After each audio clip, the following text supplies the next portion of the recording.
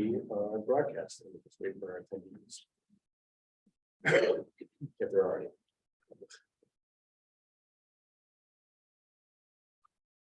Good evening, everybody. This is the annual meeting for October 19th.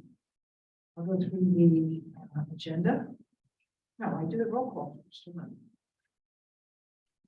That goes for the agenda first, and then we'll do roll call and take everything. Maybe not in order.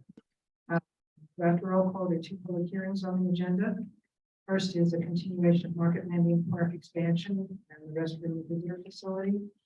A special permit under the downtown overlay district. And the second agenda item for public hearings is for 6 Washington Street, a special permit. And then there's general business, approval of the minutes from our previous meeting and other updates. Let me start with the roll call. Alderman Clark. Here. Leo. Here. Tainter. Here. Richard Yeager. Here. Bob Cal. Here. Don Walters. Here. Pennington. Here. Ms. Sonntag here. I want to take these two public hearings out of order because the second one for 6 Washington Street has been requested for a continuance, so we're not going to talk about it tonight. We just need a motion to continue it. So moved. Thank you, Don. I'll second. Alden, second, and all those in favor, I have to do roll call. Alden, Yes. Beth, Yes. Rick, Yes. Richard. Richard, are you paying attention? Yes. then You're yes. muted, Richard, sorry. You're muted. Sorry, I muted myself. Yes. Robert, thank you. Robert, Bob, Yes. Don, Yes. Stephen, Yes. and Bonnie, yes. So we will hear from them on November 2nd. So, Alden. Okay. So we will now turn it over to Sasaki for the discussion on the visitor facility and related issues. Thanks. See you again. Is this on? Okay, next slide. Okay, so again, I'll go through what a lot of you have seen already. Like, everyone hasn't seen it, but I'm going to go through it again. Is this absolutely necessary?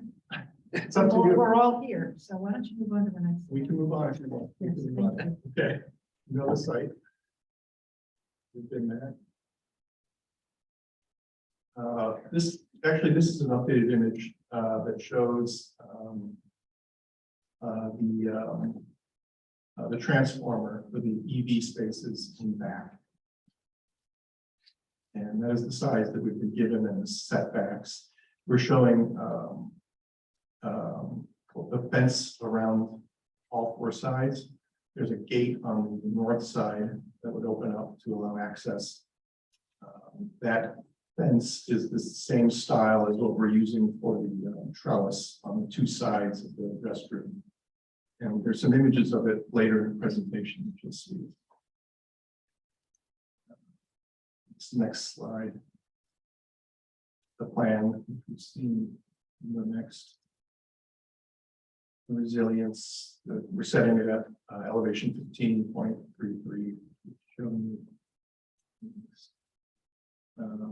We've shown this slide before. The only difference here is that we've added, again, for resilience, I'm showing in this drawing, as well as the elevation drawing that was submitted with this presentation.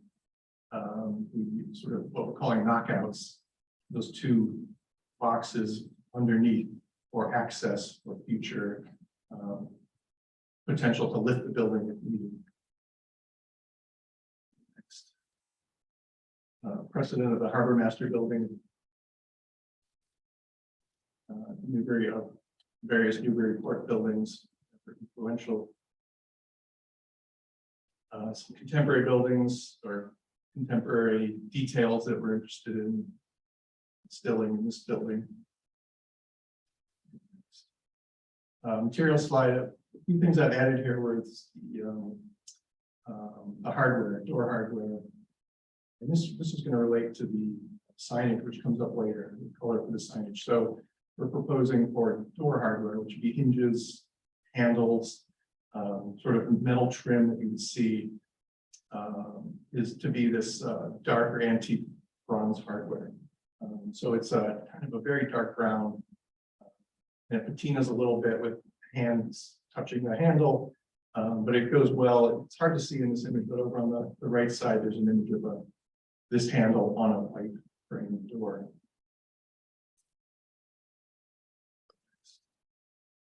Building elevations, which we've seen, one thing that was added was that the rear elevation or the north elevation, and we'll see it again in a moment with the transformer and screening in front of that.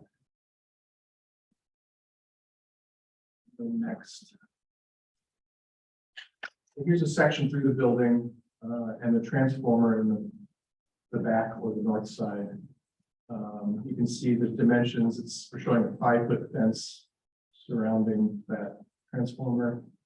There's plantings on the east and west side where there's space for it. Next slide. And here's a view taken kind of from the parking lot, showing that screen, the planting. You can see the planting beyond with the screen wall. Around the left side and kind of on the right behind that tree. And it's about 2.5 to 3 feet below the elevation of the building.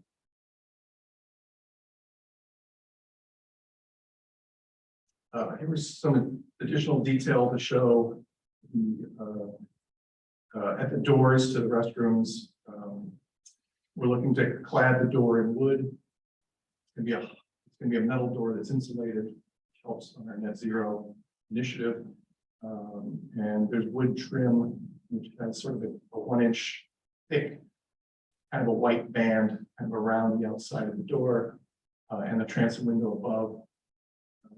And then that image on the right is kind of sort of what that corner would look like, where we've mitered shingles on the corner at the visitor center.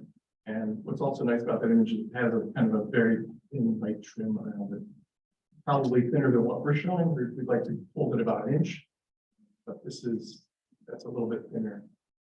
But it's a little bit more of a contemporary detail in sort of a historic language. And then there's some of these views that you've seen. Let's see. All those views show the current, what was decided upon for the screening, sort of the layered screening concept. And then we have a little section on signage. And so we looked at, this is something we would normally work on towards the end of the project, but we're going to show you, you've asked for it, but we're going to look at it here. We looked at a number of different signs in Newburyport. One thing that came up last time was the desire for a font that is a little bit more historic and a little bit maybe more with uppercase and lowercase lettering. And so historic fonts usually have serifs, which is the little tabs at the sort of end of the letters. Kind of see that. So we picked 4 fonts that we think have a little bit historic character, but has slight contemporary look to it. We also looked at this sans serif font, Agrima, which it's a font without serifs, but it has, again, like the I has the little hatch at the top and bottom. So it has a little bit of a nod to the historic font. So we're looking at those, primarily the second one down on the left, Lucinda Fox and Agrima, we show in the next few images. We've also, the next one. We're also intending it to be a metal letter that is standoff on little pins that stand off the wall. And again, as I said earlier, to match the door hardware, we're thinking that this would be a dark bronze, very dark brown letter. We also show an example of it in white, but go to the next slide. And so here's Lucinda Fox serif, sans serif, I'm sorry, serif font on the building. Zoom in a little bit. We're showing 9-inch text on that, the side facade, and the rule of thumb on text is 1 inch for every 10 feet that you're standing back. So 9-inch text gets you to about the corner at Green Street. That's about 100 feet. So we're showing what would be visible probably from that corner. And then above, kind of in the shadow of the building, we show the 7-inch font. And we're resting that font on the white trim, which projects slightly from the building. It's attached to the wall, but it's in theory, it's resting on that trim. And in this case, we're showing we're showing all capital letters, but the V and the C are a little bit larger than the rest of the letters. And so it has a character of capitals and lowercase, but we find that all capitals is much more legible from a distance. Go to the next slide. Oh, I'm sorry, go back one. Another thing, and this is just showing in this slide, is we talked about adding a logo or the city seal somewhere on the building. We talked about putting it on say up on the wood shingles.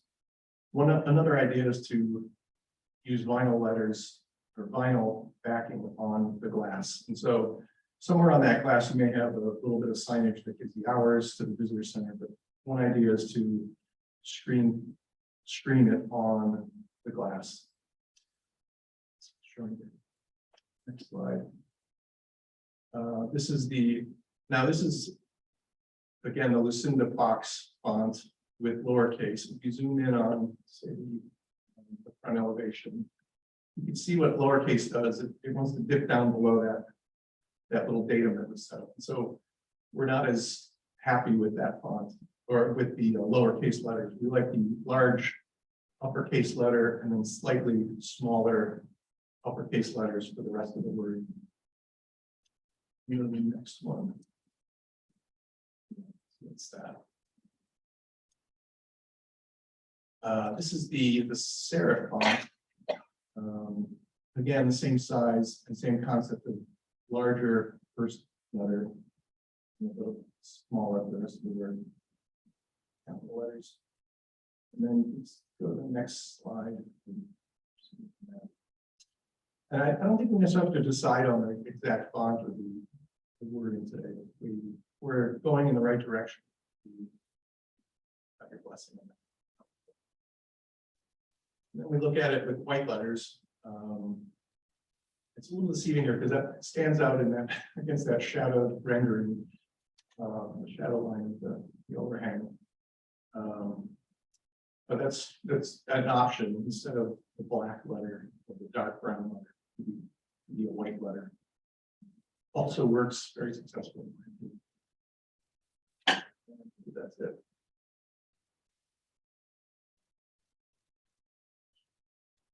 Okay, thank you. Reactions from the board members? Yes, Tom.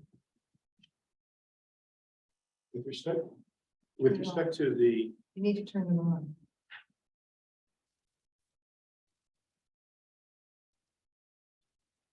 with respect to the transformer, I guess I was a bit surprised that the base elevation of the transformer is lower than the finished floor. Normally, you would think that it's electrical equipment, very similar to if you've seen housing where air conditioning above, but I'm assuming you've spoken to someone, and independent of what they've said, this is something that the project management team of your firm, as well as the city of Newburyport planning department, is okay with. Is that a correct assumption? Yeah, so I can do that. So elevation 12.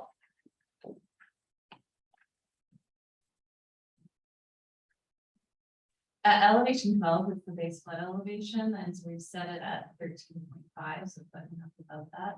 And we've went through that with our electrical engineer. We're sitting at a similar elevation along the waterfront. The building obviously is a much larger structure and more difficult to raise in the future, and so we've set that at the 2061 business from elevation. Okay, yeah, I agree it's more difficult. And we'll get into the details to check to take all the content without bringing all the way back to someplace else and run all through it. I won't bore you with those details. Secondly, and perhaps some of my planning board members can know more about this than I do, but I thought I heard with respect to the siding on the corners, you're putting some type of a chamfer on the site. So the only thing I would have thought that the siding's not necessarily real thick and it's on the corners and you pushing by that, you would perhaps have a tendency to chip or crack or something versus some other architectural detail. But again, you're the expert as well as some of the people to the left and right of you. Thank you. That is an issue point that's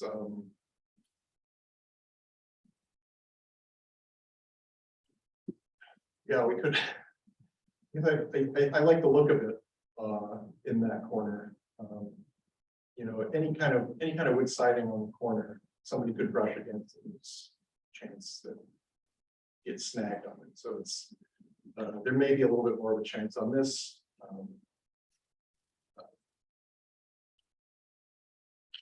What would be the alternative? Could put trim on the corner. Be a vertical board. You fit each side of the shingle into that. Yeah, exactly. Butts into it. To the board, I definitely agree with the trim being minor order is preferable than having sort of a white line and some other trim there. I'll speak to this because I think I mentioned it. I was a lot more worried with the clappers. I know it can be done, but it's really hard. It's a little bit. But with the shingle, I'm less worried about it. I do, and the shingle's a smaller piece, so if there is a break, it's easier to repair. And the aesthetic is way nicer like this, so I take a chance on it personally. I guess I was more worried about somebody snagging their sweater than the wood siding coming down.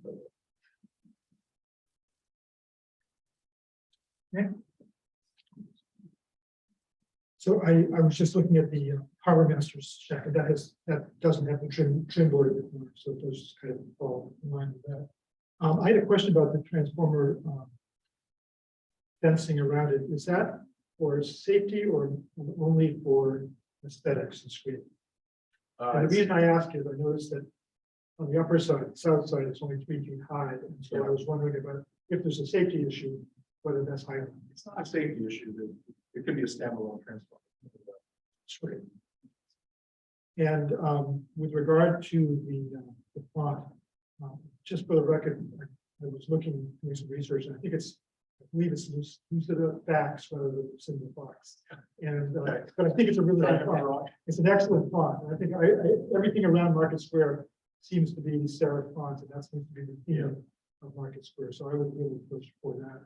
And whether it's large and small caps or large caps and lowercase, I understand that there may be more legibility with the small caps as opposed to lowercase. I kind of like the lowercase, but it's a matter of functionality. But I would argue for the serif. While we're on the topic, can we hear from others on the font, just to get Richard's? Richard, sorry, yes.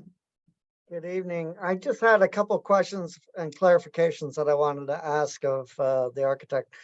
So the intent with whether it be the clapboard or the shingles is it for it to weather naturally and become gray, correct?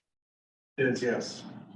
So my experience is that the darker letter then obviously has a more robust standing out than say the white letter. And did I hear correctly that it was intended to be bronze and not stainless steel? Yeah, exactly. Dark bronze or Dark bronze. teak brown. We do something similar at UMass where we have metal letters that are roughly about 6 inches off of the facade of our buildings so that they stand out.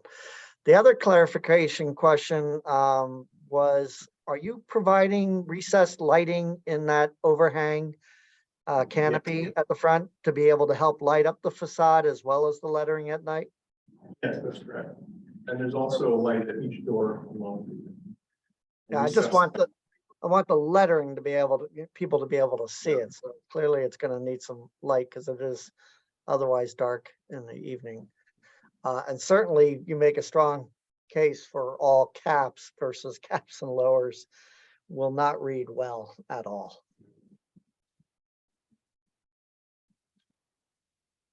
Got it? Mhm. Okay, back to in the room. Other comments about anything?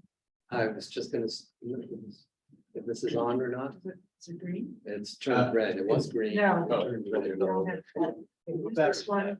I wondered if that's what the battery's dead.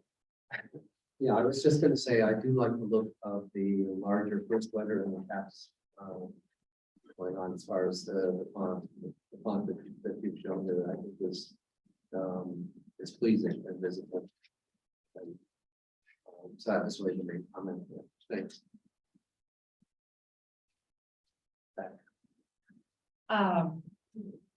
Yeah, I agree. I like the serif font in the capitals with the larger first letters.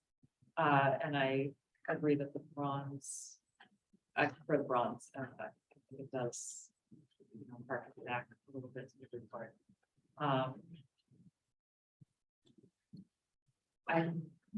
I guess I'm having a hard time envisioning what exactly the seal will look like.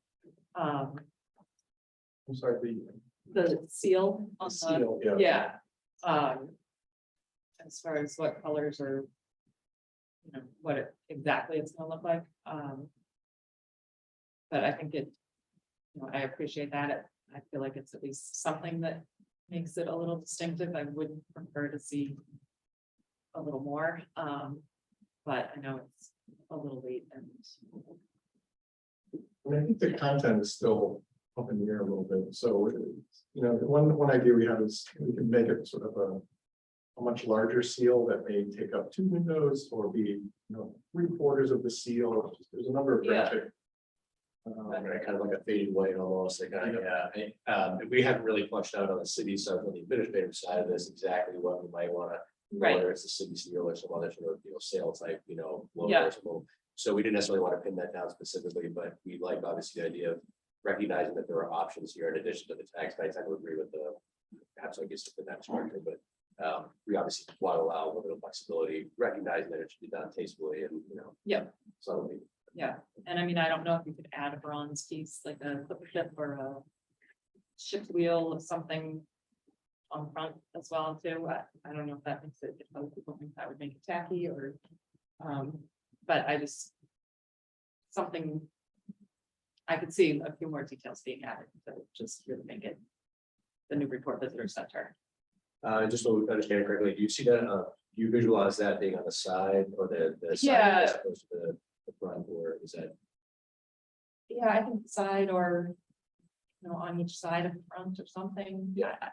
I'm. Each side of the front lobby area? Yeah, or even, I mean, what is the sign that's in the garden there? Is that gonna be a? LED This is a sign? trip. There are 2 of these kiosk type monument things going in, so that the firehouse, work with the chamber, we can make sure that we're able to rotate information about events with some flexibility going forward.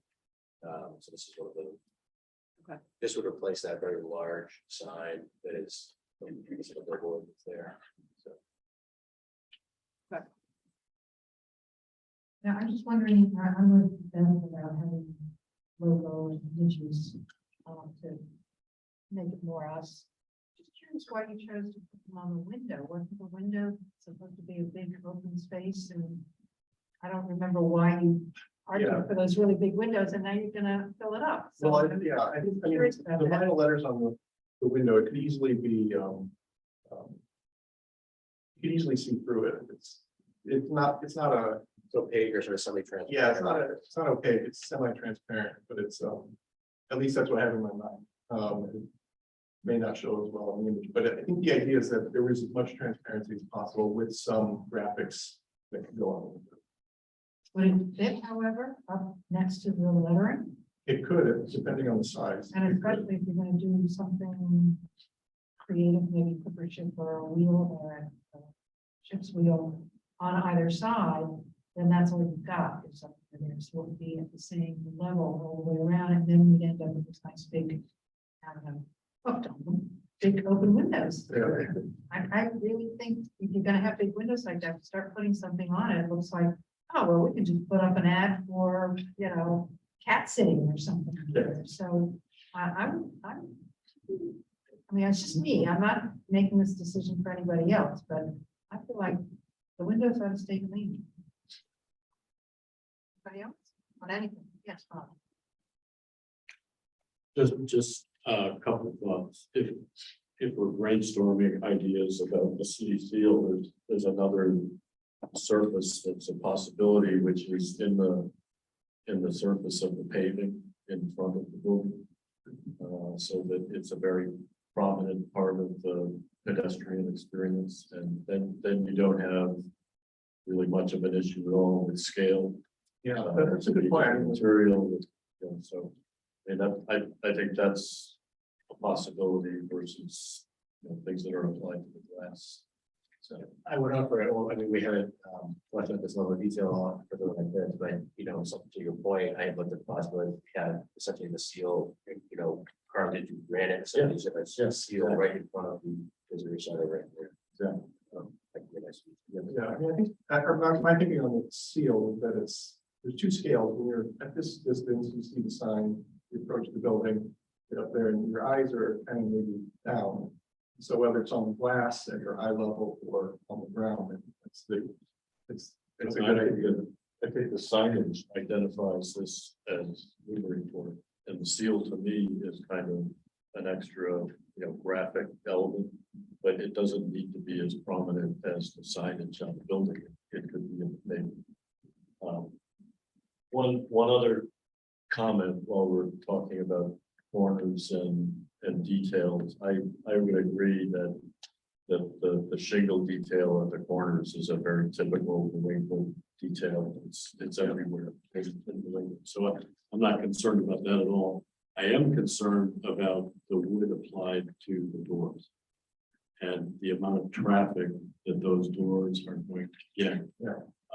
And what the edges look like in terms of detailing. That to me is a place where there could be lots of wear and tear over time. That's a good point. And I think it needs to somehow be protected at the end. So you're showing a very kind of continuous flush detail, which I get and I agree with. But I think there needs to be something protecting that edge corner, whether it's a metal edge or something. It's a good point, and we're still in development on the exact product and detail. I've done this before on a project probably 5 years ago in Chicago, and just maybe try to see how that held up. We're doing it on a project right now in Nurse College, and so I'm still. I admit it's in the process of being fully vetted, and I hear your concern, and I wouldn't want it to fall apart if we can't get it to work. If we won't do it, but it's I can offer that too. I mean, I'm not the architect, I don't think it's folks to debate. But I kind of like the idea of having almost like a thin metal trim in order to make that corner really durable. To me, I think definitely, to me, that's very practical compared to not having something that's metal there. Even if I do think it should be very thin, though, but I think it, thinking enough really durable. But I'm concerned when I hear if we can't make it work, we won't do it at all, because then the doors are very different from the surrounding.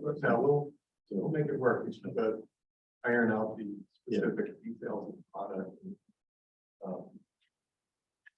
And that's putting it together. The only other question I have, we talked last time you were here about mechanical equipment on the roof. Can you just walk us through that one more time? Yeah, you can see it here. This is, that's the size of it, and it pokes up about 6 inches above the roof line, but it's in the middle of the roof, so when you're down on the ground, you're not gonna see it. What is that? Bill? That's it's a ERV, energy recovery. And there's two of them side by side in the center of the roof. You can actually see them in the roof plan. Go back to that rendered roof plan, they're in there. One that's, it's a site plan, sorry, a little further back. It's that colored site plan. Oh, yeah, that one. sorry, yeah. Now here it shows us one. Oh, no, there are two. There was originally one that was taller. We got down to two shorter ones. So the taller one might have been visible in the distance. These will not be visible. There's two of them. And they're taller than the photovoltaic panels. Yeah, they're gonna be a little bit taller than the photovoltaic. So see the photovoltaics don't get above the roof line. And what's not shown on there is the little structure that holds up the solar panels, but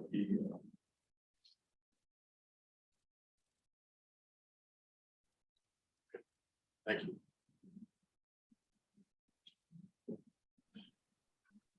Just following up again on the idea of the seal, I agree that if we're gonna have the big windows, you know, just. Yeah.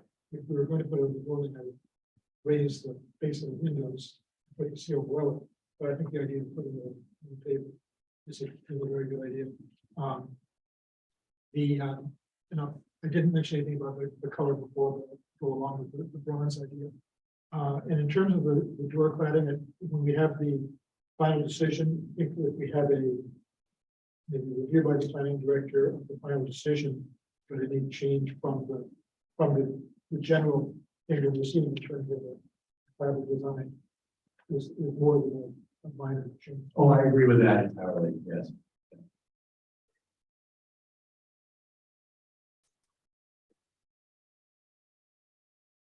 Anyone else on anything that we seen tonight? Or anything we may have forgot to pick up on? Okay, so we're at a point where wait a minute, call for public comment. If you would like to speak, so your name, your address, and let's hear from you.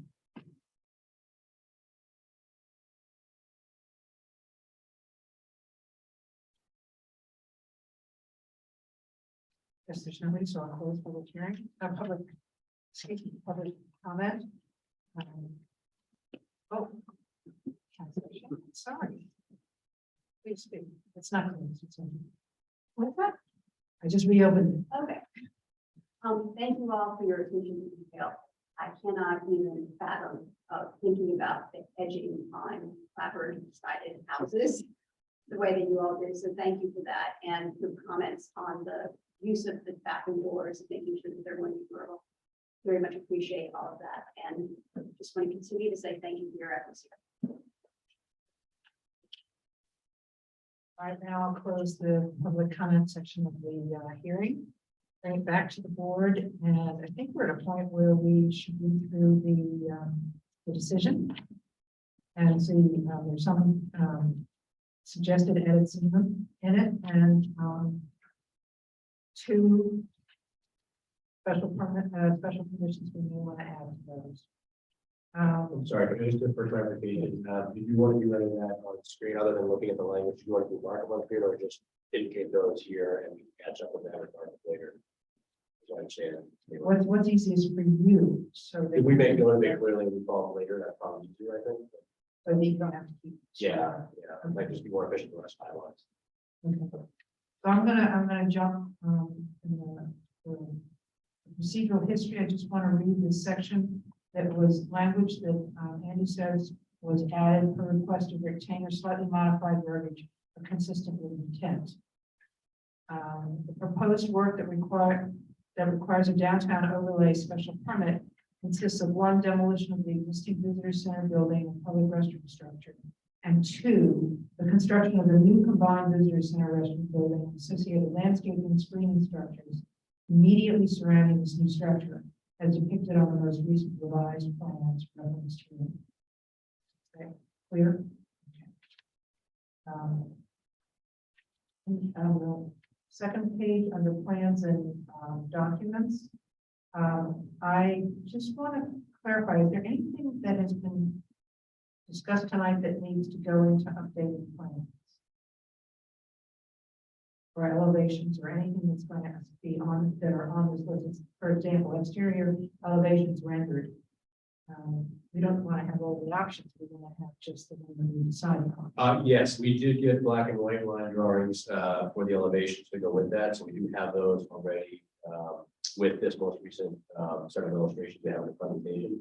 So those would be incorporated in the plan references that Cable would insert upon closing of the hearing. Well, you just showed us in my collaborative, that I missed that.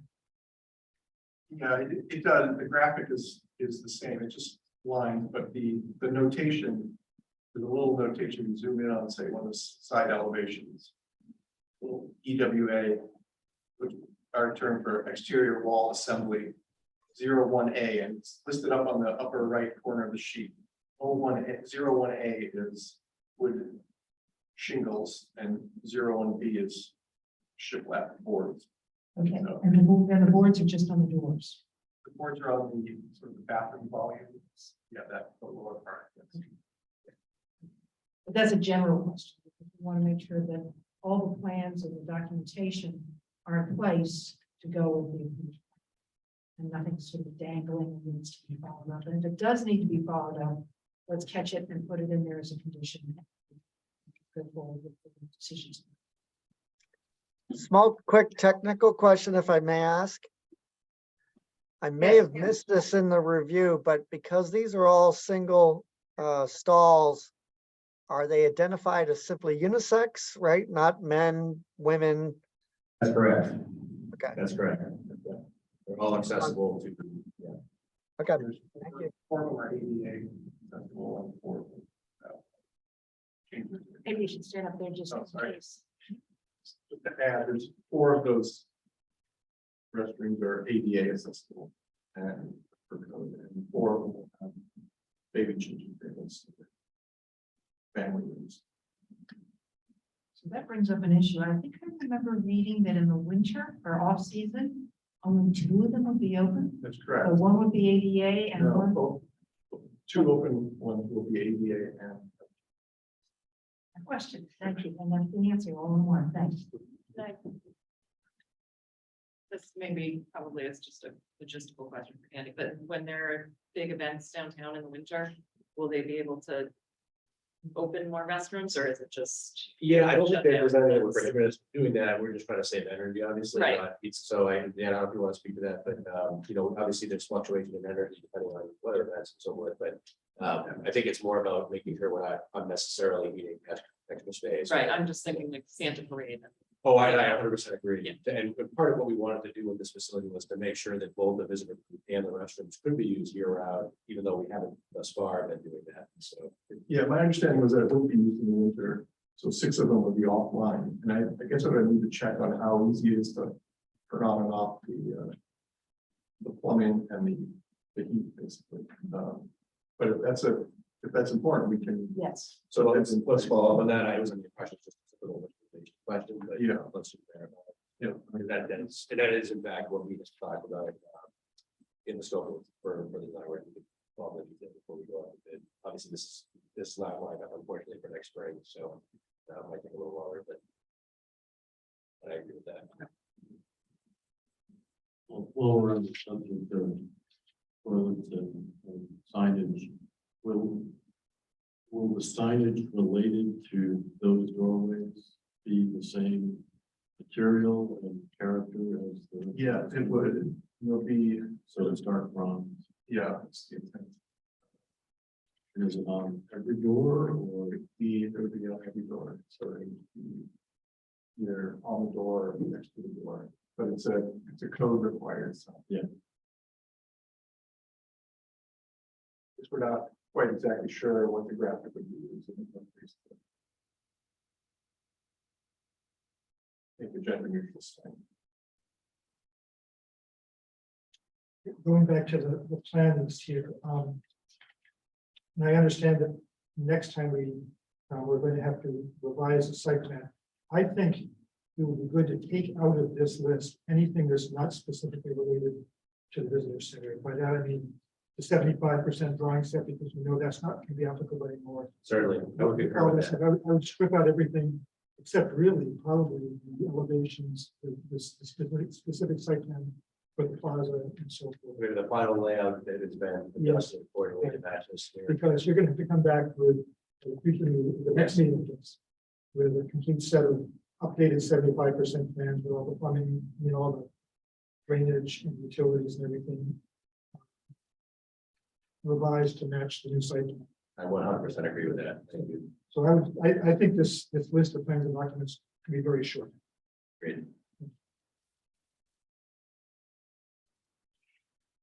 Good, that starts to clean it up a little bit.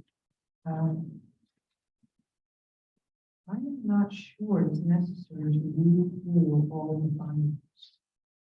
And Rick, if I'm not mistaken, we had previously reviewed that, sort of set the stage for tonight. We actually reviewed some of that, but it's been, during the last meeting, Oh, yes, we went through, we started going through the findings. But unless there were further changes, we would have already covered that context. You were here. Oh, good. Oh, But we're saving everybody some time. yeah, public disclosure, in your moment, that was unnecessary. Fabulous. So maybe we just jump to the special conditions. Is that what you're saying? Jump to the special conditions? Sure. Yeah, anybody have any problem with that? All right. Let me just ask. Yeah, because you're. Should we, I guess I'm wondering about the 3-year permit, whether we want to extend that. Which item is that? Item 2 under standard conditions. Is that?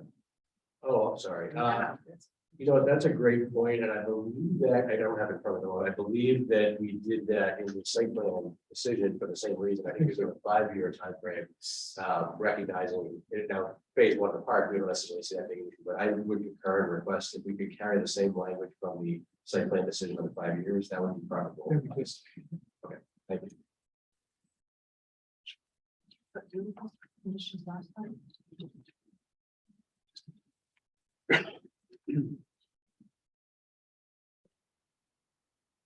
So we will go to the special conditions. Right now there are only 2. In accordance with the associated site plan approval issued for Market Landing Park expansion, the site plans referenced in the same, the applicant shall install a proposed site level landscaping and screening adjacent to this building commensurate with construction of the proposed visitor center / restroom facility. This condition is to ensure that the proposed series of restroom doors are adequately screened. That work for everybody? Okay. And 2, consistent with the aforementioned site plan approval issued for Market Landing Park expansion, the most recent revised plans referenced above herein shall control for the proposed layout, landscaping and screening structures immediately surrounding the proposed new visitors center residential facility, notwithstanding any prior or earlier plan references which would otherwise be in conflict. Consistent with both permits, site plan approval and the special permit, the applicant shall reconcile any associated plan discrepancies prior to bidding and construction of the project, regardless of any phasing that may be required due to limited funds. This raises the issue of something that I spoke to Andy and Rick about, and that is that we were going to propose for the next meeting that we have a very short discussion and approval of a minor modification to the site plan review decision that we made prior to make sure that those plans are in fact consistent with what we just decided for the landscaping and anything that's around the visitor center that would be relevant to the site plan decision. And that would make it really clean so that what is has been submitted for that decision stays the original plan. And then it has a minor modification to do exactly really what, condition 2 here is talking about. And it just makes it really clear that the two plans must be, the two decisions must have consistent. Go ahead. If I could just speak to that, so I 100% agree, and this is the share screen. Really. So this is really the envelope of the area that we're talking about, where the DOD special permit, the landscaping is obviously very integral to that work for the architecture and screening. So this, what we'd effectively be doing with the minor modification is to take the overall plan that the board has previously approved for the site, substitute for this area, the plan here, and insert that in there in the site plan review as the most recent plan set, so that there's consistency, as the chair said, between the two decisions. And with this language here, we wouldn't have to revisit this decision, but we would have to revisit the site plan review just to catch it up to what you've adjusted here. And I think it's actually a little bit more than that, because I think there were some elements of prior plan set that didn't agree with each other anyway. I think there was some, I don't recall, I think there was some issues with we saw some changes to the, for example, the shared use path. And we never saw revised grading that went along with this layout plan. So this would be bringing all of that up to date. So just not just conforming the site plan to this decision, but also conforming the landscaping and grading and drainage and everything to the site plan. Sure, if I could to that point, and I do want to, I don't know if Maren wanted to speak to this if necessary, but my sense in discussing, just because of the time frame of the project and where Sasaki is with the work, I guess I had understood that to be where the board has already approved the layout there, that we were in that decision, we were conditioning basically that the bid documents had to be revised accordingly to make to reconcile those details according to the approved plan, rather than.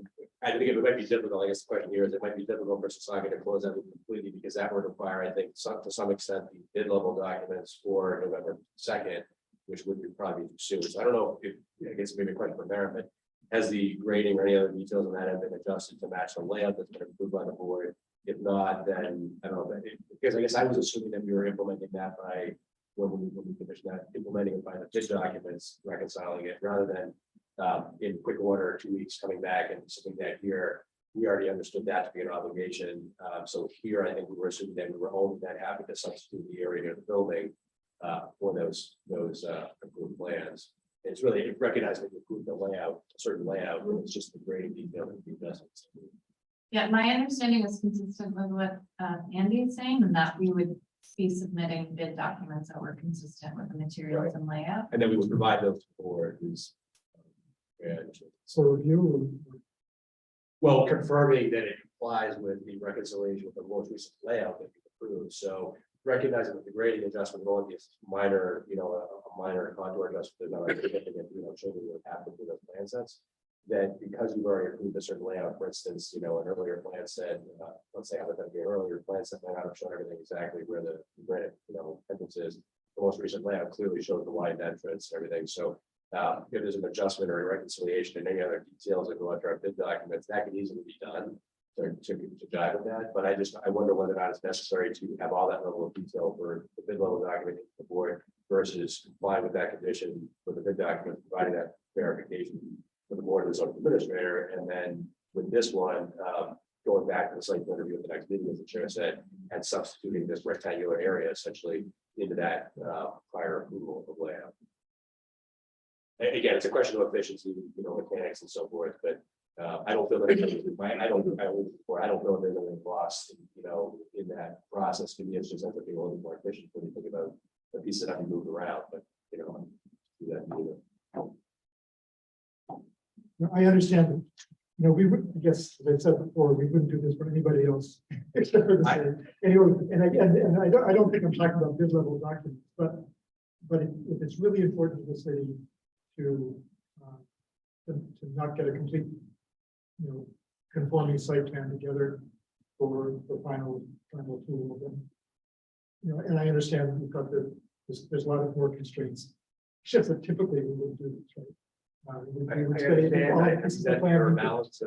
Yeah, and we don't usually talk about bid documents. But I understand you're kind of conflating or combining the idea of 100%, final plan set with good documents, which we don't really do. But, I guess I'm okay with it as long as we have some way before it goes out to bid, that somebody on the board can review this and make sure we're okay with it. If it's all right, maybe adding a special condition that the chair and the vice chair review that package to verify that it's consistent with the most recent plan. That on the site plan, or this is when we go back to the site? I would say that's in the November site, 2nd. the site plan, because that's the phase piece is gonna run right away, and that's the overall overlap and reconciling, so I think that we can adjust it. So, okay.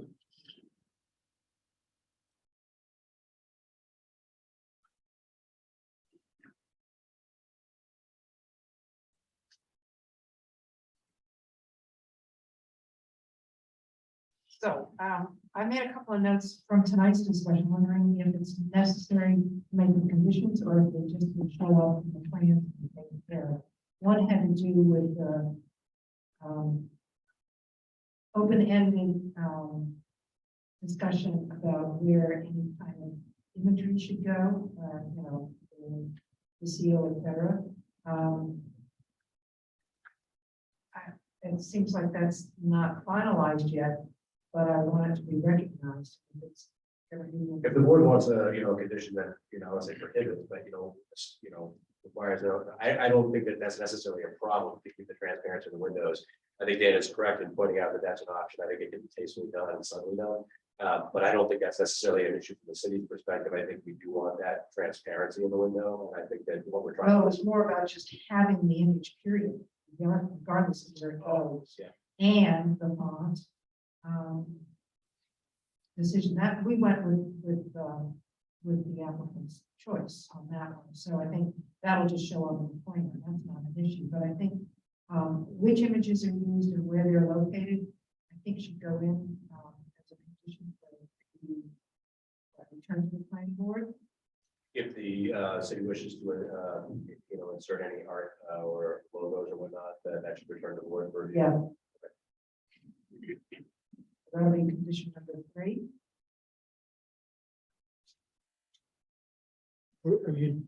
Is that only to do with the building itself? For example, if the city wanted to do an engraved seal or compass or something, okay, would that be covered by this? Yes. As well? I'll use Andy's language of approval on the building. Unless you want to explicitly exempt that, if it's, elected by the city, that's a big option, maybe, figure that out. It's up to you. On the building or on the site. And that will take care of it.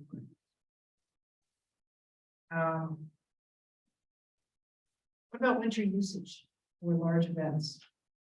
That sounds like it needs to be looked at because it means turning on plumbing, et cetera. How do we handle that?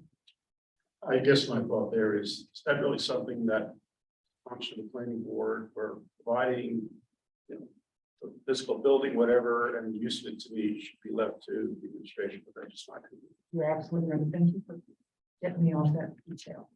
I agree with that comment. However, I do also agree with the point that was made, and that is something we want to maintain the option. So we're not shooting ourselves in the foot later on when we want to expand, year-round activities a little better.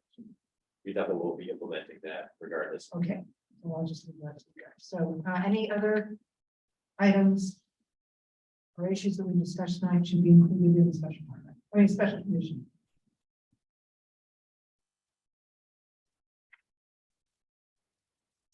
Then are we ready? Take a vote on the special permit. So I do have a question. And we're voting right now. Earlier, there was a comment made about revising or modifying the plans and documents in the decision. Am I correct in understanding that someone's No, going? it's the site plan review decision. And we talked about removing items from this. We did talk about removing items from this list. Yes. Right. Okay. And all I want to say is that that's fine. And then when you read the special conditions, I just want to be sure someone says where it says the aforementioned plans and documents, that's all consistent. That's all. To your point, I think it might be recognized here that with those guys, if we just adjust the phrasing in here to take out the Yeah, whatever most works. recent, because there would only be one plan sets there reference at the top. Yeah, it's just more of a housekeeping type language. Yes, so I agree with that. Sure. Good point. Thank you. I misunderstood the question. Okay, so we'll take care of this decision first, and then we'll do something about real site plan, minor modification for next meeting.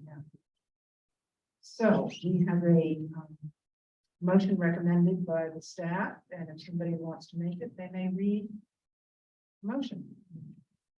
Come on, and make it.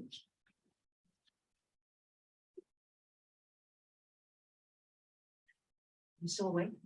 Have you got a mic? But I don't have the document.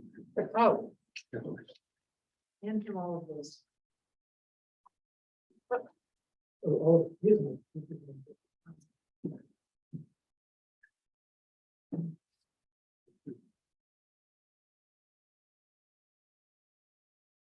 So a motion to approve the downtown overlay district special permit application for 24 Merrimack Street, Market Landing Park expansion and restroom visitor facility as drafted by the Office of Planning and Development with the incorporation of the associated findings and special conditions amended tonight. Thank you. I'll take it. So Holden makes the motion. A second. Oh, good. That. Thank you. Any further discussion? I don't see anybody picking up a mic, so I will go to the roll call for approval. Alden, Yes. Beth, Yes. Rick, Yes. Richard, Yes, Bob, Yeah. Don, Yes. Jamie, Yes. Bonnie, yes. The special permit is approved. And Thank you all. for your time. thank you. And so what what we would like to do is to have you come back for a minor modification, just to clean up the details around the consistency of the landscaping and other site details on the site plan review decision we made a few weeks ago. Right, so and just mechanically, you probably will only see me on that piece of it because it'll just be the plan references. You probably wouldn't see the society notes coming back next meeting, but I will come back to you with that minor modification. We'll sort of write it through the open gov system, but you'll get it as a request of the board because it's not a staff level. Okay, so we'll get a request. Yeah. Put it- So we'll take it on the agenda and just take it up then.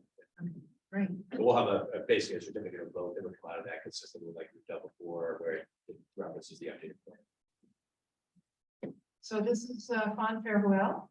Thank you very much for your good efforts, and we appreciate it. And I think we'll close out the public hearing on this, which we did effectively by taking a vote. So we are done with that. All right. All we have left on the agenda is approval of the minutes from October 5th. And we have a motion. Okay. Beth? Beth, would you mind just saying as That's modified, fine. I made a very minor comment, my guess is. others Motion did too. to approve the October 5th meeting minutes amended. And we have a second? I'll second. Okay, Don, I'll take Don this time. Okay, and I'll take roll call on that. Don? Alden, Yes. I need the list. Yeah, Yes. Rick? Yeah. Richard? yes, Okay. I was there in person. Okay. I missed you, sorry. Bob? Yes. Don? Yes. Jamie? Yes. And I abstain. Other updates. First thing, well, Andy, do you have any updates? I do, you want to, I just have a couple real quick, or do you want me to do? No, there's no rush. Oh, no, I don't want to keep anybody here. But a couple things real quick. One is the comprehensive economic development plan that we're working on. Bob, I think you're our liaison, that we've already got worked out from the planning board for that, which is great. Obviously, in planning initiatives, we want to make sure there's someone who's a stakeholder from this group, at least at a bare minimum, for those discussions outside of the usual master plan process where you're clearly the board that is primary on that. So for that, it's great. We have the housing production plan that we're also getting going on. So again, I just wanted to toss out there the possibility of any sort of liaison or volunteer if there is, before we get going in that process with the consultant. If there's anybody from this board who would like to serve as a sort of liaison to that, Are we absolutely required to? we're not required to. It's just helpful to make sure it's sort of a general public, stakeholder input. It's a good practice. They don't necessarily have to. We're obviously have the housing trust. We focused on that with our office and other stakeholders, but we're being a key one. If you want to have someone with a liaison, otherwise we're happy to kind of get your feedback on the draft as it's being worked. So if anyone's eager to learn more about affordable housing and all the ins and outs of that, housing production, it's all about. I mean, I do that all day long, but I'd like to know what the timing is maybe before I can. Sure, it's probably going to be reviewing the drafts for the most part, and not something to be very light on meetings, I would say. Oh, even better. More about reviewing the drafts, maybe 3 meetings, I would say, over the course of a 9-month period, 6 to 9 month period. Asynchronous, as we say. I like that. Daytime meetings, I don't know if I'd that's be any interested. better. I'd be interested. Thank you. And again, if you can't, whoever knows. I'm gonna say, I wasn't, I'll leave it to you on the, I don't know if you want to discuss the membership change, number adjustment issue, but CPTC, Citizen Planner Training Collaborative does trainings, and so I didn't have a chance today to send out an email, but I want to send an email to you tomorrow. Just with a link to these fall workshops that they have periodically. Some of you have gone to them before. I think some of you have been to a bunch of them, but for those of you who haven't, there's a couple of different trainings that they do. And if you're interested in doing them, I'll basically be suggesting that you go on here, register yourself for the ones that are available for the rest of the season, and then do this in the spring, typically in the fall. It covers different things, generic planning, more to the point, maybe for some of the stuff we deal with regularly, things like special permits, a lot of the stuff you might have already seen, but you get a lot of good tips and things about, better how to handle things, being better prepared.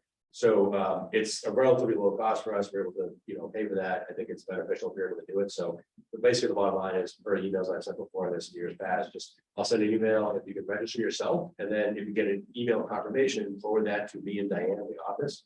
And that way we can make sure that the invoice gets paid with a check from the city. There's an option there rather than pay online, just send a check, just do that, send it to us, the email that you get as confirmation, we'll use that as an invoice to pay. And that way we can have this, both CPA planning board members generally go to these trainings that are sometimes helpful, and I'll leave the details of location, time, and all that kind of stuff to their website. Yeah, why don't you update everybody on progress being made, change membership and the process that has to go through the city council. Sure. I don't know. I'll leave it to you if you want to speak to the sort of intent and so forth, but we talked about making an adjustment. There was a 9-member board making an adjustment, having it whether be sort of 7 with some alternates. But and I'll bring everybody to talk a little bit if they like. But mechanically, we're having it reviewed. Rick has been working on some language here. We have ran it by KP. We've got some revised version from Rick responsive to those comments. So just want to confirm with KP again. I will then translate that into a little bit of adjustment in language or preamble type stuff. Just put that into a zoning ordinance that can be sponsored. I would ask the committee chair, typically the planning development committee chair, which I'm sure you'd be happy to bring that on the council docket. That would go to committee. I assume we'd have the chair and the vice chair at the committee meeting just to walk through that again with me. And presumably if the council doesn't see any reason to object to it, we'll support that. And the council would then vote on that first and second reading, and then we'd eventually see Unicode catch up online. So it'll be a couple months before we have that, see that adjustment approved by the council, so to speak. But that would be the process. We would, I think having some sort of a letter or a memo briefly from the board, so to speak, with the chair, vice chair would be helpful to say, as background. But I would suspect the council would, just like they did with the housing trust for the last year or so. They made an adjustment on their membership as well, and we're basically just adjusting the city code accordingly. So I don't want to speak to the. Sure. So there are 2 ordinances. It turns out as I went through it with KP's feedback, it became clearer to me that there's a general city ordinance on the membership of the planning board, and then there's and that's one thing. And so that draft ordinance, proposed ordinance, reduces the membership from 9 to 7 and has a provision in there for a transition period as people drop off the board, so it can go from 9 to 8 to 7 over time. KP had a question about how we should set the effective date, and I thought that I tried to rewrite the transition period so we didn't have to worry about specific dates. We could just do it as people either resigned or their terms expired. And I think the primary concern was worrying about mainly the chair and the vice chair having to worry about when they go to meetings, you know, they're trying to determine who's actually on the board at that point, who's the board member, you know. So that was their point, yeah. And then the second ordinance is the amendment to the zoning ordinance. Because right now, the zoning ordinance basically says a special permit granting authority is the zoning board, and it takes 5 votes to grant a special permit. But we know that we need to actually have 2/3 of the board. And so I added a section to that special permit granting section saying that that first of all, there are two associate members who can be appointed, who can fill in when a board member is absent. And that the number of votes required is 6 if we have 8 or 9 members and 5, or basically 2/3. It basically says 2/3 of the members, which is 6 for 8 or 9 members and 5 for 7 members. And along with that, there was a law that was passed last year that specified that a simple majority vote is what's required for a special permit for certain types of housing related special permits. So I included that in there just for clarification. And we probably should do that, probably should amend that for the zoning board as well, if that ever comes up. That's an issue right now where zoning isn't quite in line with the state law. Yes, yeah, this is an artifact of that, you know, obviously the state statute is gonna supersede here, but to resolve any language, it's helpful to go back and, you know, and as we point out, I mean, this is, the administrative section was originally written only for zoning board of appeals, it's not, if you read through it, it's actually written more as if the zoning board of appeals is the only permit granting authority. And in fact, you've obviously seen over years, a lot of permits being given to the planning board, you know, and so we just want to make that section really adequately covered. So I think that's great. And obviously we'll do those adjustments in that section. It's that is in addition to site plan review triggered one of the housekeeping areas I want to address as well with the council. And just one other little detail, the associate members are only called on for a special permit. Mention that because it's all around special permit granting authority. So if there's just site plan review or an A&R or a minor application, we don't need to call. And we'll just have to work out what that means, because I'm still not clear if we're in the middle of, you know, we've had, say, 2 public hearings and we're on the 3rd one, and we're ready to take a vote. And the associate members, you know, haven't been participating, but all of a sudden somebody's out sick, can't come to the meeting. We don't have enough voting members. That's the most obvious situation. Have you ever worked with that? I think as long as the associate member is present in the meeting, then it's fine. But that means that they have to be there at every meeting. Not at every meeting, you don't have a special permit.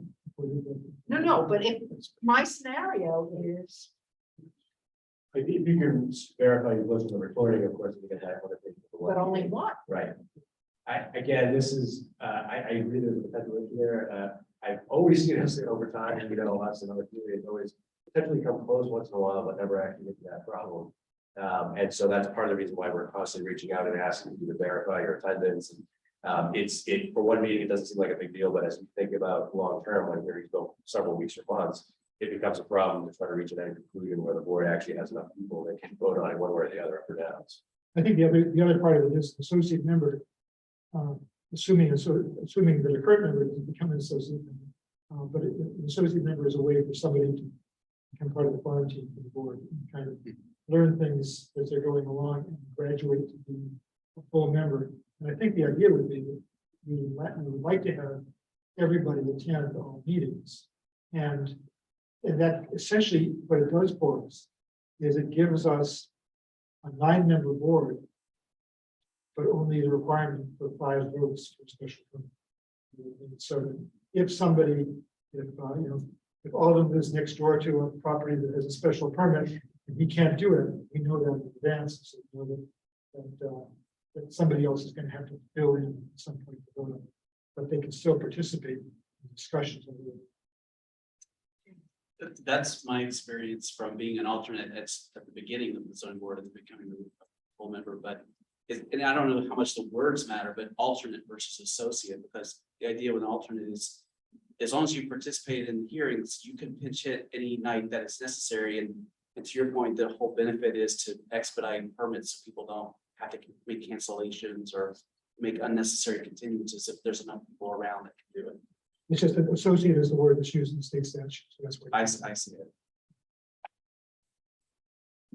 Okay, so it's gonna get worked out, that we're moving toward that, and as soon as it can get finalized, the amendment can be finalized, will be and sponsored by Cameron. Will go to.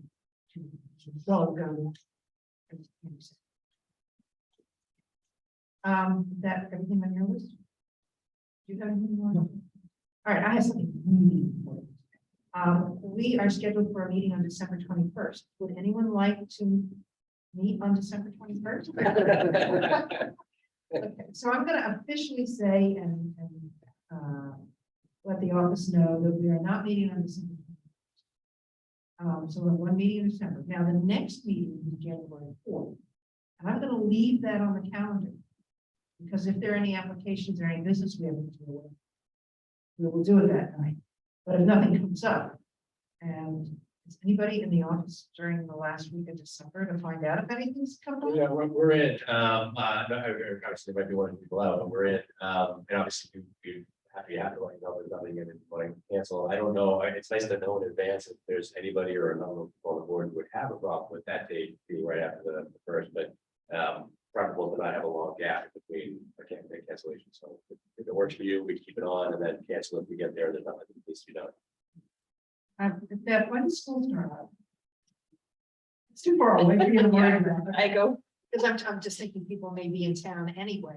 I'm not gonna arbitrarily, yeah, I would assume, I mean, I don't know what. holiday, Mondays, no, Sunday's the first, so yeah. we'll be in I would business assume they Saturday. would do that. It's gonna be almost a full business as usual, so I'm gonna leave the fourth on there unless, if we're closer to it, we will see their schedules are gonna make it difficult. So I did actually have one update, which was at the last meeting, I said we were going to have waterfront west zoning done for this meeting. And since then, I've had the discussion with Bonnie about the city council and prop committee, well, just that there's that things are going on. We don't want to get ahead of the city. So it will be sometime, perhaps, maybe something like that. We'll see. Good. So, I haven't got anything else. Anybody else has anything else? I think we need a motion to adjourn. So moved, Alden. Okay, Alden, second. Thank you, Bob. And the roll call, Alden, Yes. Ben, Yes. Rick, Yes. Richard, Yes.